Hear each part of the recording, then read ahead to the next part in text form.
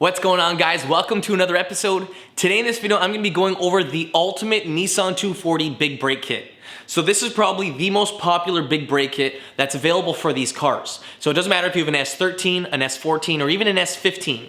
These Nissan Z32 4-piston brake calipers are by far the most popular and best bang for buck upgraded 4-piston brake that you can get for your car.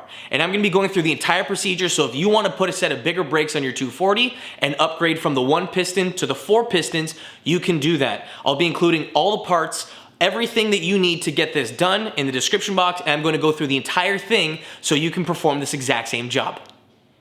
Everything that you see right here is what you need to install some nice brakes on your 240. So you can see that we have some small brakes up on the car, and they work, they do the trick. Those are the brakes that come stock on the vehicle. Now the brakes that I'm putting on right here are going to be much better. They're a 4-piston setup, they're aluminum versus steel, and we should in theory get a much better stopping distance once we install these on our car. So we obviously need the Nissan Z32. These are from a 300ZX 4-piston brake caliper. They're available in steel and aluminum. I opted for the aluminum ones as they're lighter and they do the exact same job. You're going to need a pair of front Nissan Z32 4-piston brake pads. You're going to need these P2R stainless steel lines, and you need these to get this to work on your car because the brake calipers that we have on there run a different style of banjo bolt versus this connector that you see right here. You're going to need a hardware kit, and that includes these two parts right here. You're going to need the pins that hold the brake pads in place. You're going to need these little clips that hold these pins in place. As for the bolts though, you don't need to buy new ones, but since we're installing new calipers, it wouldn't be a bad idea to replace them so that we know that everything is going to be nice and fresh. And last but not least, you're going to need upgraded brake rotors so that we can run these calipers on our car. The brake rotors that I have right here are an 11-inch rotor, and these are also from the Nissan Z32, and I'll get into this when I throw them on the car. But everything that you see here is what you need to get this big brake kit installed. So to install all these brake components that we have for the car, what we first need to do is disconnect and remove all the braking components that we have on the vehicle. We need to remove the 9-inch brake rotor that's found on here. We need to remove the caliper, the pads, along with the brake line. Once we remove all of that, we'll be able to install our new brakes on the car. So we're going to begin by removing the two bolts that are attached on the back side of the caliper. Now these two bolts that I'm removing right here are attached to the slider pins, and this allows the caliper to be mounted to the carrier. Now once you remove those bolts, you should be able to remove the caliper from the entire assembly. It should expose the brake pads in which you need to remove them and set them aside. Once you remove those, you can take out the other two bolts that are holding the carrier up to the spindle. Once you have those removed, you can remove the carrier along with the brake rotor. Now with it like this, we have this ready so we can install our new brakes on the car. So what we're going to need to do next is install the brake lines onto each one of the calipers while they're dismounted from the car. So the way that we're going to do this is we're first going to find out which brake caliper has the bleeder screw on top.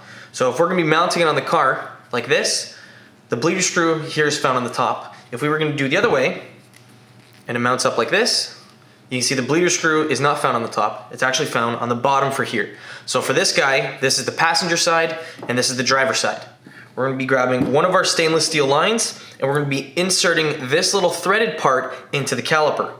So on the back side of the caliper, there should be a little plug. If you bought this new, it'll come with a little plug. You take that out and that's where this threads into. Now you don't need any lubricant, you don't need anything else for that matter. All that you do is thread this in and then tighten this up. So with that ready, we can go ahead and switch this entire assembly because we still have the 1-piston caliper and the standard brake line attached to the car. So with the caliper still attached along with the brake line, we're going to install the new 4-piston caliper on the knuckle with the new brake line attached to the caliper. So the first thing that we're going to do is install the caliper up to the knuckle. We just want it temporarily installed there, so you're going to install the two bolts through the knuckle and into the caliper.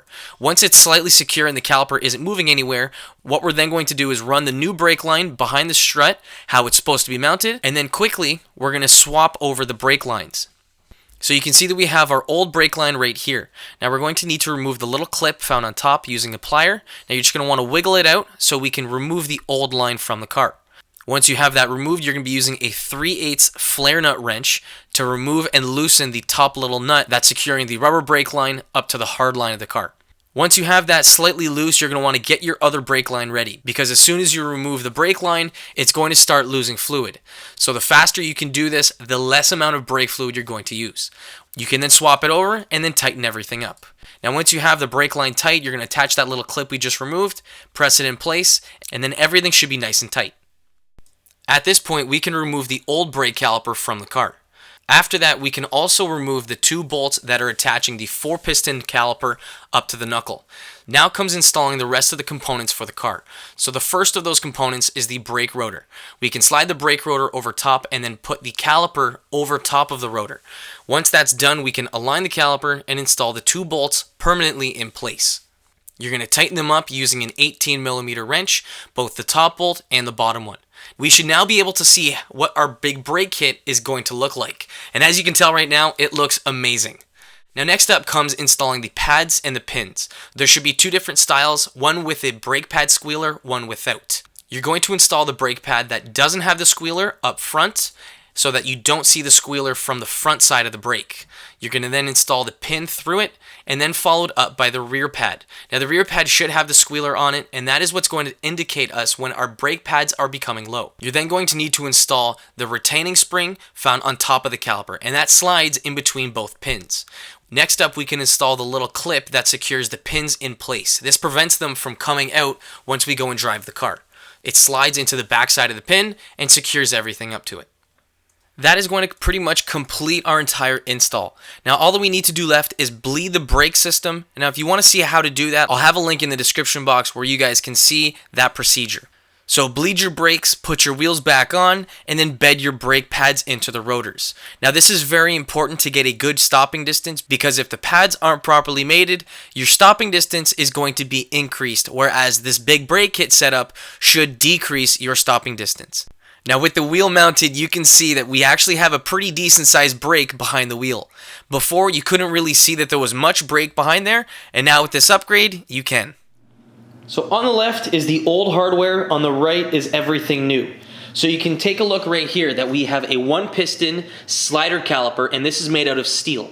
We have that mated with a 9-inch ventilated rotor, and you can see around the outside perimeter, that is the size of the new rotor that we have on the car. So you can see that we have that much extra more material that our pads are going to make contact with the brake rotor with. So if we move to the new one, we have our 11-inch rotor right here, and our 4-piston fixed aluminum caliper. Stainless steel brake line. This is a large upgrade over the stock stuff. So after installing all of this on the car, I'm going to take the car for a drive, bed in the brake pads so that they're properly mated to the rotors, and then we're going to do the exact same comparison where we accelerate it up to 70 kilometers an hour and come to a standstill. We're going to measure that distance, and hopefully it's going to be shorter than our 70, 71, and 72 feet stopping distance. So with the 4-piston brakes now mounted on the car, I am so pumped, because they not only look a lot better, but they're going to be able to slow me down and get me to a shorter stopping distance than with the stock brakes that were mounted on the car. So I would love to go and take the car outside and show you guys how much faster I can slow down, but that's not going to happen because it snowed yesterday and the roads are covered in snow. So that's not exactly in the books. So as soon as it is nice outside and as soon as I have a dry day that I can take the car out, I will happily show you guys the stopping distance, and fingers crossed, it should be shorter than 70 feet. If you guys want to pick up any of the products that I use today, you guys can check the description box. I'll have links for everything. It doesn't matter if you're running a 4 or 5 bolt hub, you can run this setup on your car regardless with the stuff in the description box. So if you guys have any other questions for that matter, throw them down in the comment section and I'd be more than happy to help. Otherwise guys, I hope you guys have an awesome, merry, and safe Christmas. I don't know how many videos I'll be able to get out during this last little bit, but if I can get some videos out, I'll throw them out for you. Thanks for watching guys. I'll catch you in the next one. Peace.